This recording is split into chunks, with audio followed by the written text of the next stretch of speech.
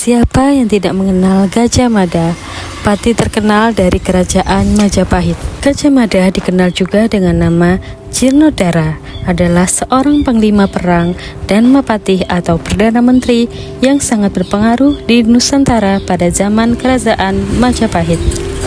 Menurut berbagai sumber puisi, kitab, dan prasasti dari zaman Jawa kuno, ia memulai karirnya pada tahun 1313 dan semakin menanjak setelah peristiwa pemberontakan Rahuti pada masa pemerintahan Srijaya Negara yang mengangkatnya sebagai patih. Dia diangkat menjadi patih atau perdana menteri pada masa Ratu Tribhuwana Tunggadewi dan karirnya berlanjut hingga masa kekuasaan Hayam Wuruk yang mengantarkan Majapahit ke puncak kejayaannya. Ia diketahui menganut keyakinan Shiva Buddha. Gajah Mada terkenal dengan sumpahnya, yaitu Sumpah Palapa yang tercatat di dalam Pararaton. Ia menyatakan tidak akan istirahat atau menikmati kesenangan sebelum berhasil menyatukan Nusantara. Meskipun ia adalah salah satu tokoh sentral saat itu, sangat sedikit catatan-catatan sejarah yang ditemukan mengenai dirinya. Wajah sesungguhnya dari tokoh Gajah Mada saat ini masih sangat kontroversial. Banyak masyarakat Indonesia pada sekarang yang menganggapnya sebagai pahlawan dan simbol nasionalisme Indonesia dan persatuan Indonesia. Penggambaran rupa Gajah Mada yang populer di media sebenarnya adalah imajinasi dari Muhammad Yamin. Di bukunya yang berjudul Gajah Mada, Pahlawan Persatuan Nusantara, terbit pertama kali pada tahun 1945, Yamin mengunjungi Trowulan untuk melihat lokasi bekas kerajaan Majapahit. Ia menemukan pecahan terakota, salah satunya celengan berupa wajah seorang pria berwajah gempal dan berambut ikal. Yamin menafsirkan seperti itulah wajah Gajah Mada, sang pemersatu Nusantara. Yamin kemudian meminta seniman Heng Gantung membuat lukisan seperti terakota tersebut. Hasil lukisan lalu dipampang sebagai sampul muka buku karya Yamin. Banyak orang yang menentang pendapat Yamin karena mustahil wajah tokoh sebesar Gajah Mada dipampangkan di sebuah celengan. Hal semacam itu adalah penghinaan karena biasanya para pemuka negara pada zaman Hindu-Buddha termasuk Majapahit diarcakan. Beberapa orang bahkan yakin bahwa wajah yang disangka Gajah Mada itu tidak lain adalah wajah Yamin sendiri. Ada pula gambaran lain sosok Gajah Mada berbeda dari yang diilustrasikan Muhammad Yamin, yakni hasil penelitian arkeolog Universitas Indonesia Agus Aris Munandar. Dia mengilustrasikan Gajah Mada selayaknya sosok Bima dalam pewayangan, yaitu berkumis melintang.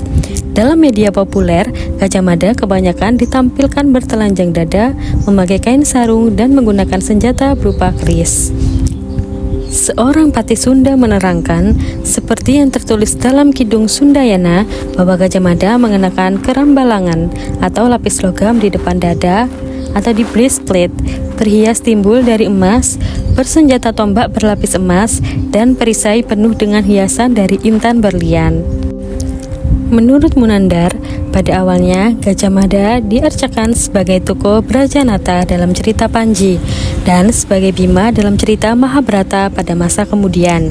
Pada awalnya Gajah Mada tidak langsung diarcakan sebagai tokoh Bima. Ia diarcakan sebagai tokoh Brajanata karena kisah Panji lebih dulu dikenal daripada kegiatan pembuatan arca-arca Bima yang agaknya mulai berlangsung pada pertengahan abad ke-15. Pemuliaan Gajah Mada pada tahap pertama bersifat profan adalah dalam bentuk pengerjaan sebagai Brajanata. Namun selanjutnya terjadi pemuliaan Gajah Mada dalam tahap kedua yang bersifat lebih sakral, yaitu disetarakan dengan Bima sebagai salah satu aspek dari Siwa. Kata gajah mengacu pada hewan yang besar yang disegani hewan lainnya.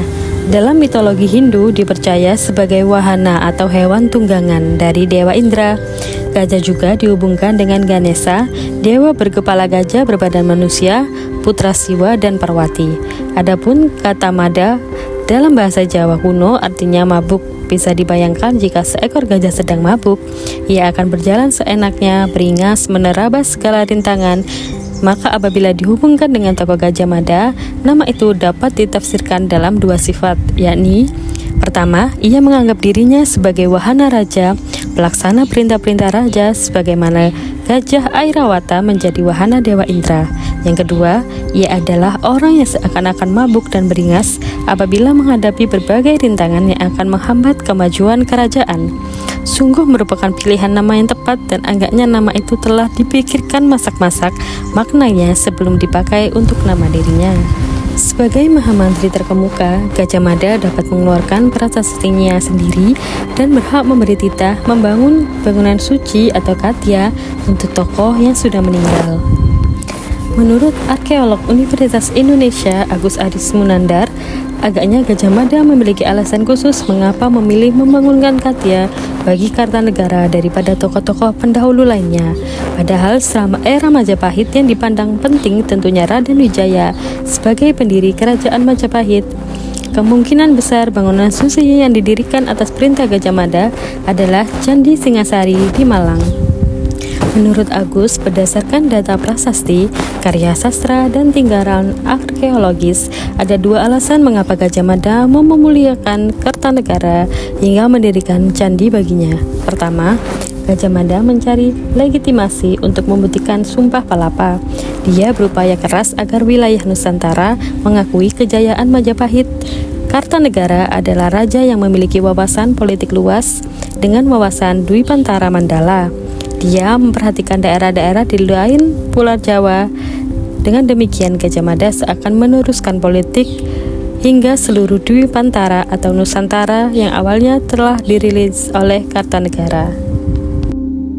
Dalam masa Jawa kuno, candi atau katya pendarmaan tokoh selalu dibangun oleh kerabat atau keturunan langsung tokoh itu. Seperti Candi Superjati bagi Raden Wijaya dibangun pada tahun 1321 pada masa Jaya Negara. Ayah Gajah Mada mungkin sekali bernama Gajah Pagon yang mengiringi Raden Wijaya ketika berperang melawan pengikut Jaya Katuang dari Kediri. Gajah Pagon tidak mungkin orang biasa, bahkan sangat mungkin anak dari salah satu selir Kartanegara dalam kitab Pararaton. Nama Gajah Pagon disebut sebagai acara khusus. Ketika itu, Raden Wijaya begitu mengkhawatirkan Raja Pagon yang terluka dan dititipkan kepada seorang kepala desa Pandakan. Menurutnya, sangat mungkin Gajah Pagon selamat, kemudian menikah dengan putri kepala desa Pandakan dan akhirnya memiliki anak yaitu Gajah Mada yang mengabdi pada Majapahit. Tidak ada informasi dalam sumber sejarah yang tersedia saat pada awal kehidupan Gajah Mada, kecuali bahwa ia dilahirkan sebagai seorang biasa yang karirnya naik saat menjadi bekel atau kepala pasukan pengawal raja pada masa Prabu Jaya Negara pada tahun 1309 sampai 1328.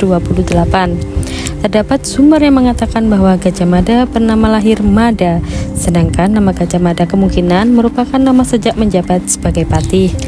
Menurut Pararaton, Gajah Mada sebagai komandan pasukan khusus Bayangkara berhasil menyelamatkan Prabu Jaya Negara ke desa Badander dan memadamkan pemberontakan Rakuti. Sebagai balas jasa, dalam pupuh Desa Warnana, karya Prapanca disebutkan bahwa Jaya Negara mengangkat Gajah Mada sebagai patih Kauripan pada tahun 1319. 2 tahun kemudian, dia menggantikan Arya Tilam yang mangkat sebagai patih di Daha atau Kediri. Pengangkatan ini membuatnya kemudian masuk ke strata elit Istana Majapahit pada saat itu. Selain itu, Gajah Mada digambarkan pula sebagai seseorang yang mengesankan, berbicara dengan tajam atau tegas, jujur, tulus. Pasca Jaya Negara mangkat, Arya Tada yang merupakan patih Amangkubumi mengajukan pengunduran diri dari jabatannya kepada Ibu Suri Gayatri yang menggantikan kedudukan Jaya Negara dan menunjuk patih Gajah Mada dari Daha atau Kediri.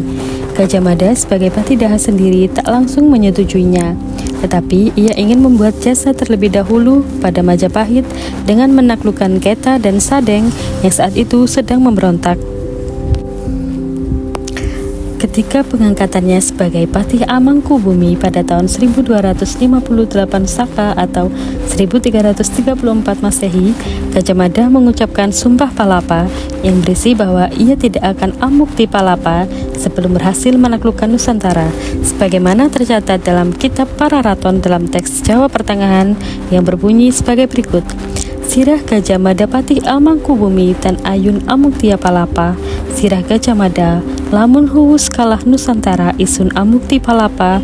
Lamun kalah ring gurun ring Seran Tanjung Pura ring Haru ring Pahang Dompo ring Bali Sunda Palembang Tumasik Samana isun Amukti Palapa, yang artinya Gajah Mada menjadi patuh Mangkubumi, tidak ingin Amukti Palapa. Gajah Mada bersumpah jika sudah takluk Nusantara, baru ia akan berhenti. Menurut sejarawan Slamet Muljana dan tafsir sejarah negara Kertagama, sumpah Gajah Mada itu menimbulkan kegemparan. Para petinggi kerajaan seperti Rakembar, Tabanyak, Jabung Tarawes, dan Lembu Peteng merespon dengan negatif. Gajah Mada melaksanakan politik penyatuan Nusantara selama 21 tahun, yakni antara tahun 1336 sampai 1357. Isi program politik ialah menundukkan negara-negara di luar wilayah Majapahit, terutama negara di seberang lautan yakni Lombok, Seram, Tanjung Pura atau Kalimantan, Sumatera Utara, Pahang atau Melayu, Dompo, Bali, Sunda, Palembang atau Sriwijaya, dan Tumasik atau Singapura. Bahkan dalam kitab negara Kertagama, nama-nama negara yang disebutkan jauh lebih banyak daripada yang dinyatakan dalam Sumpah Nusantara. Walaupun ada sejumlah pendapat yang meragukan sumpahnya, Gajah Mada memang hampir berhasil menaklukkan Nusantara. Dibantu oleh Laksamana Nala, Gajah Mada memulai kampanye penaklukannya dengan menggunakan pasukan laut ke area Suwarnabumi atau Sumatera, Pulau Bintan, Tumasik atau sekarang disebut dengan Singapura, Semenanjung Melayu atau Malaysia. Kemudian pada tahun 1343 bersama dengan Arya Damar menaklukkan Bedahulu atau Bali dan kemudian menaklukkan Lombok dan sejumlah negeri di Kalimantan. Pada zaman pemerintahan Prabu Hayam Wuruk yang menggantikan Tribhuwana Tunggadewi, Gajah Mada terus melakukan penaklukan ke wilayah timur sampai tahun 1357. Terdapat dua wilayah di Pulau Jawa yang terbebas dari invasi Majapahit, yakni Pulau Madura dan Kerajaan Sunda, karena kedua wilayah ini mempunyai keterkaitan erat dengan Naraya Sanggramawijaya atau secara umum disebut dengan Raden Wijaya atau pendiri Kerajaan Majapahit sekaligus raja pertama dari Kerajaan Majapahit. Meski perannya di Kerajaan Majapahit begitu melegenda, akhir riwayat Gajah Mada hingga kini masih belum jelas. Arkeolog Universitas Indonesia Agus Aris Munandar dalam Gajah Mada Biografi Politik menulis ada berbagai sumber yang mencoba menjelaskan akhir hidup Gajah Mada. Sumber pertama adalah Kakawin Negara Kertagama yang ditulis oleh Empu Parapanca, mengisahkan akhir hidup Gajah Mada dengan kematiannya yang wajar pada tahun 1286 Saka atau 1364 Masehi. Dari cerita-cerita rakyat Jawa Timur, Gajah Mada dikisahkan menarik diri setelah peristiwa Bubat dan memilih hidup sebagai pertapa di Madakaripura di pedalaman Probolinggo, yakni di wilayah kaki Gunungan Bromo dan Semeru. Adapun Kidung Sunda menyebutkan bahwa Gajah Mada tidak meninggal. Kidung ini membeberkan bahwa Gajah Mada moksa dalam pakaian kebesaran bak Dewa Wisnu. Dia moksa di halaman kepatihan, kembali ke Kayangan. Absennya Gajah Mada dalam politik Majapahit meninggalkan luka bagi sang raja. Hayam Wuruk sangat bersedih, bahkan dikisahkan raja itu begitu putus asa.